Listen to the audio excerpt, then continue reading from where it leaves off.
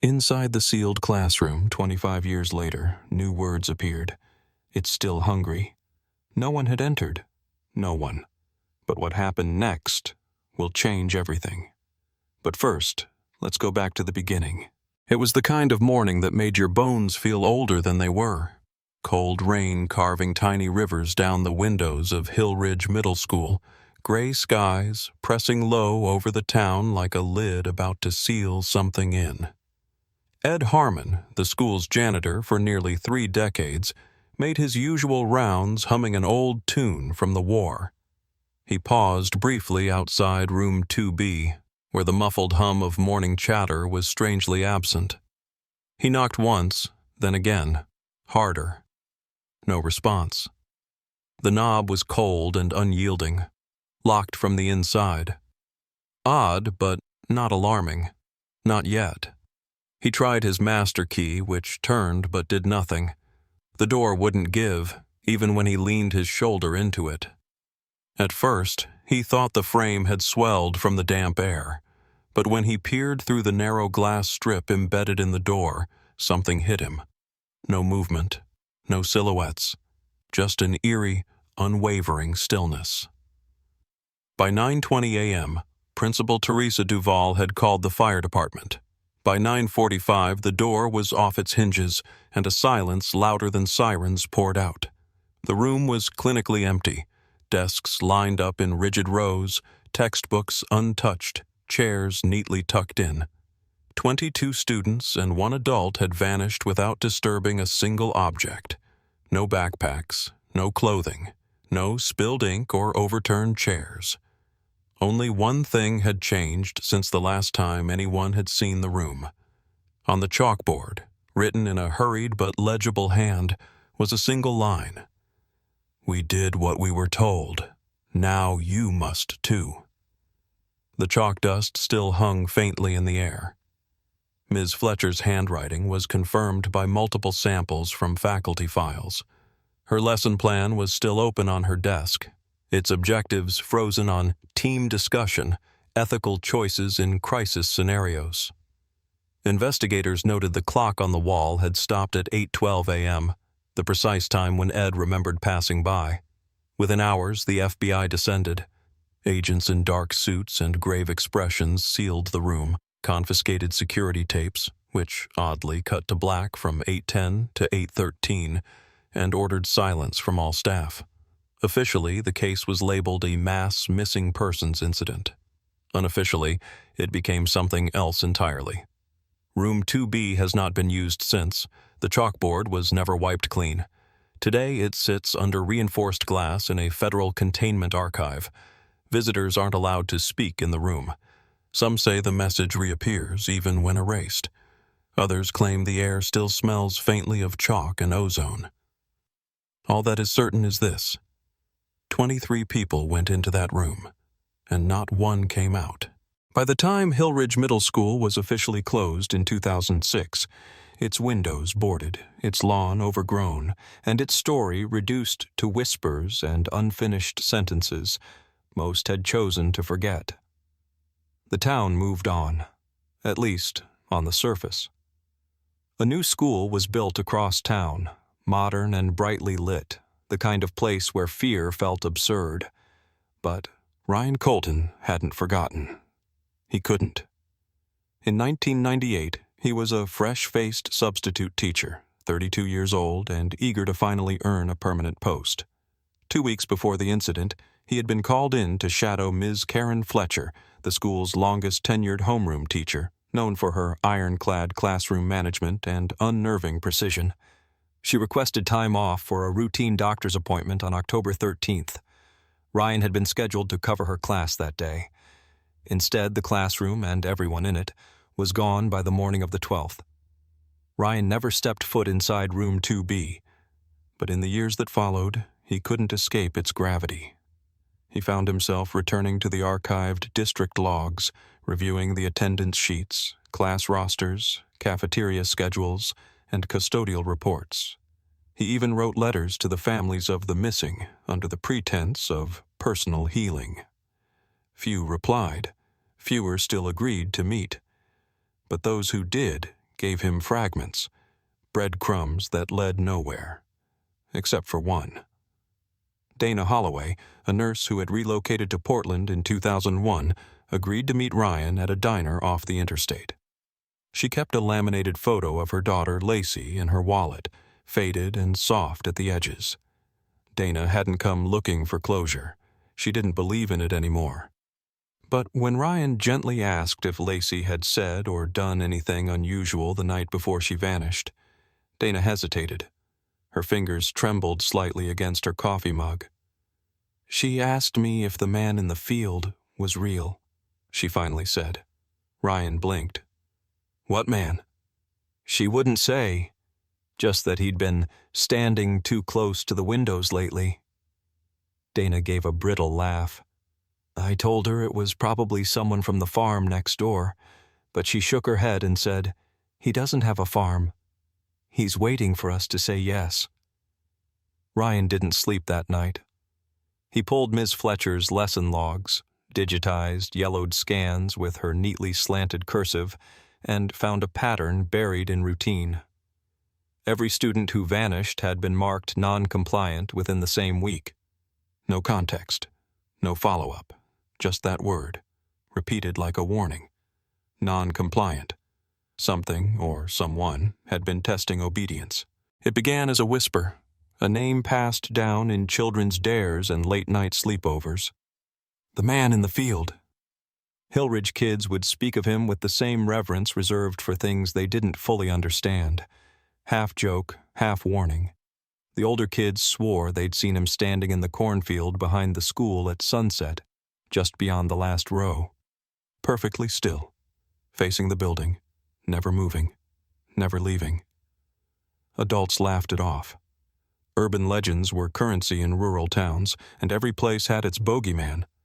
But Ryan Colton, poring over yellowing microfilm and brittle town archives in the back room of the Hillridge Historical Society, stumbled onto something that turned folklore into something else, something recorded. A police report from October 1943, filed in handwriting so tight it looked like it had been written in fear. 6 children from the nearby Homestead School had vanished. No forced entry, no tracks. Their schoolroom, according to the report, was pristine. No signs of struggle, no sign of departure. Just one chilling detail scrawled on the chalkboard in red crayon: "He watches when we don't believe."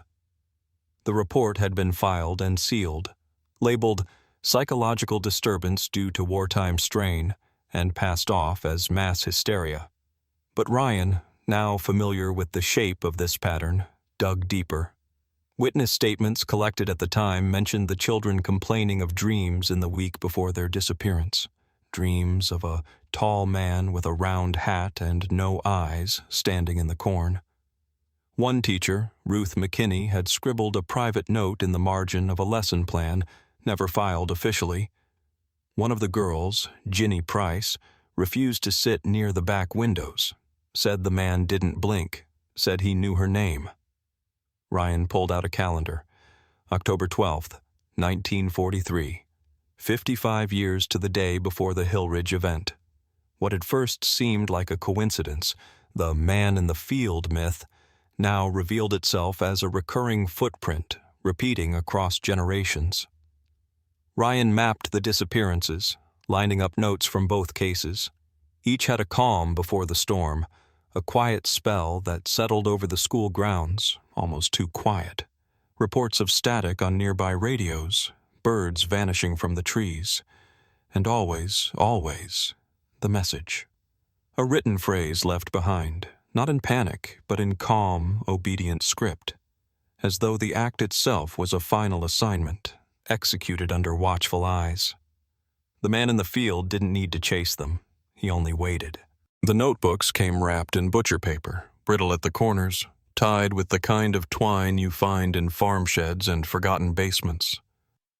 The retired board member who handed them over, Gerald Knox, refused to speak a word about their origin. "I never opened them," he claimed, voice shaking as if saying even that was too much. "She asked me to keep them. I didn't ask why." Ryan Colton took them home like stolen relics, unwrapping them at his dining room table with the reverence of someone opening a tomb. The covers were plain, standard-issue composition books, but inside, the contents bent reality. At first glance, they seemed like lesson plans, albeit eccentric. Week 1. Basic Trust Exercises. Week 2. Nonlinear Associations. But by week 6, the entries drifted into alien terrain. Cognitive pattern disruption.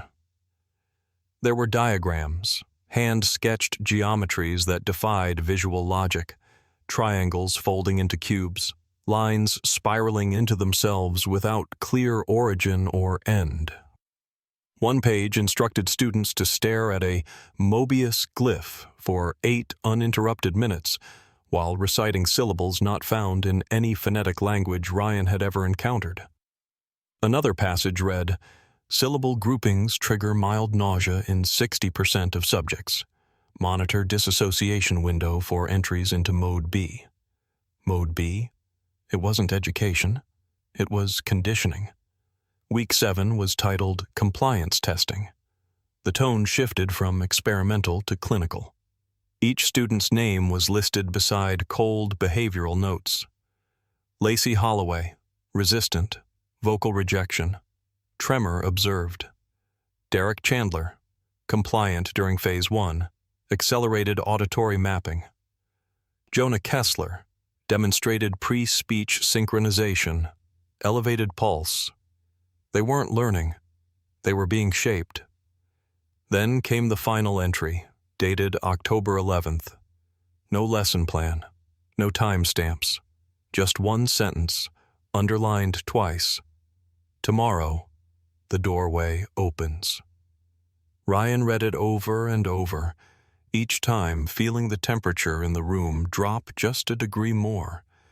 There were no details, no location, no mechanism, no context. But something in the phrasing struck a primal chord. It wasn't metaphor. It was declaration. The spiral had a center, and Ms. Fletcher had led them to it. Ryan's palms itched with sweat. His rational mind clawed at explanations. Psychosis, cult influence, some kind of unethical experiment. But the structure of the notes was too meticulous, too recursive. This wasn't the madness of one woman. It was a program, crafted, tested, and those children had been its final draft. Ryan waited until after midnight. The renovation crews had packed up hours earlier, their floodlights extinguished, leaving the skeletal remains of Hillridge Middle School cloaked in moonlight and memory. He wore a maintenance uniform borrowed from a friend and carried a clipboard bearing forged district credentials. The badge didn't matter. No one was supposed to be here. The building groaned under its own history. Plaster flaked from the ceiling, wallpaper peeled like sunburned skin. He moved quickly through the halls, his flashlight kept low to the floor. When he reached the East Wing, where Room 2B once hosted its final lesson, his breath caught. The hallway was colder, not just cooler, cold, like stepping into a basement that hadn't seen sunlight in decades. Room 2B's door was no longer a door. The wooden panel was gone, replaced by a seamless steel vault bolted into the frame like a surgical graft. A thin red light blinked atop a biometric scanner, above a placard that read, "Authorized access only, Federal Level 5. Chains crisscrossed the vault for good measure, heavy iron links padlocked and welded into the surrounding frame. But near the bottom right corner, a single board remained, old plywood, badly nailed, cracked down the center. Ryan crouched, heart pounding, and pressed his eye to the narrow fracture. Inside, lit only by slanted moonlight, the room looked preserved in amber. The desks were still perfectly aligned. The projector cart stood untouched. And at the front of the room, behind smudged glass, the chalkboard displayed the same message he'd seen in old FBI photos. "We did what we were told. Now you must too." But below it, fainter, written in uneven script, as if by a trembling hand, was something new. "It's still hungry." Ryan staggered back. His breath fogged the air. Something about the message felt alive, as if written not to be read, but to be witnessed. He fumbled for his phone, snapped a quick photo through the crack, and turned to leave. But the hallway was no longer silent. A soft, clicking noise echoed from the vents above, mechanical, repetitive. He didn't wait. 3 nights later, the FBI arrived at his home in Portland. They wore black suits, carried no identification, and referred to the intrusion as a compliance audit. His devices were seized, his cloud access revoked. One agent, expression unreadable, warned him, "You've stumbled into a classified educational anomaly. Do not pursue it further." But Ryan already had.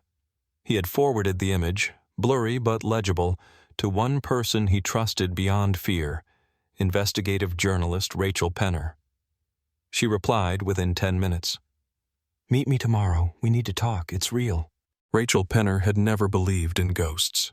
She believed in patterns, redacted pages, inconsistencies in timelines, unspoken connections. Those were her hauntings. But Hillridge wasn't just another assignment.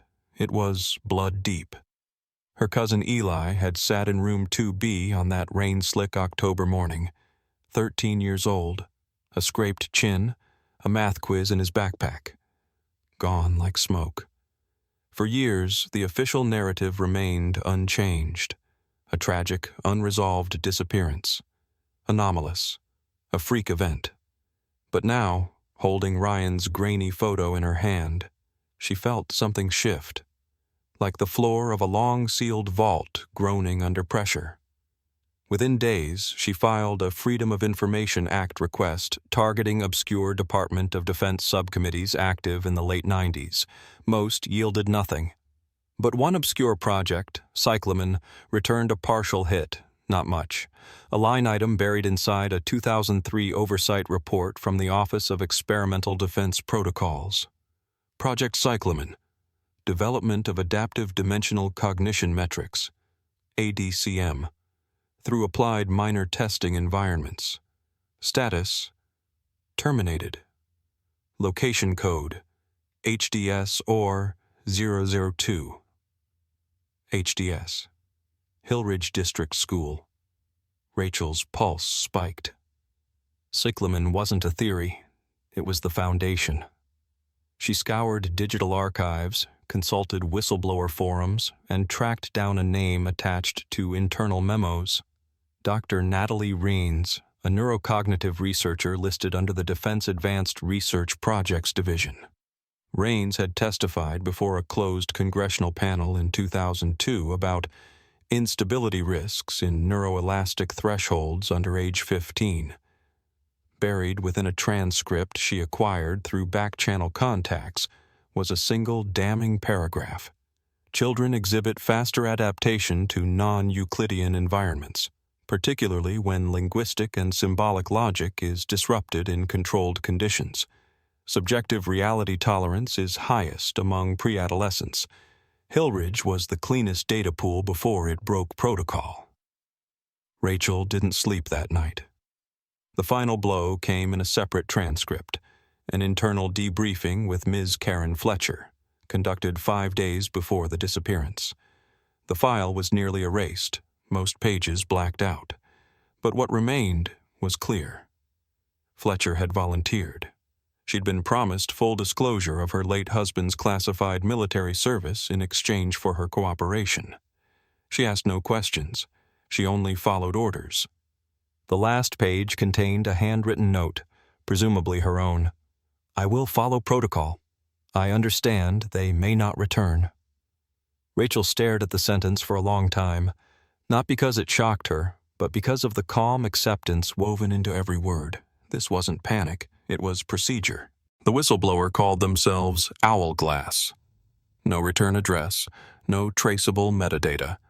Just a plain envelope that arrived at 3 independent digital newsrooms and 1 encrypted USB drive mailed directly to Rachel Penner's last known investigative Dropbox. Its contents detonated the myth of Hillridge into something far colder. Process.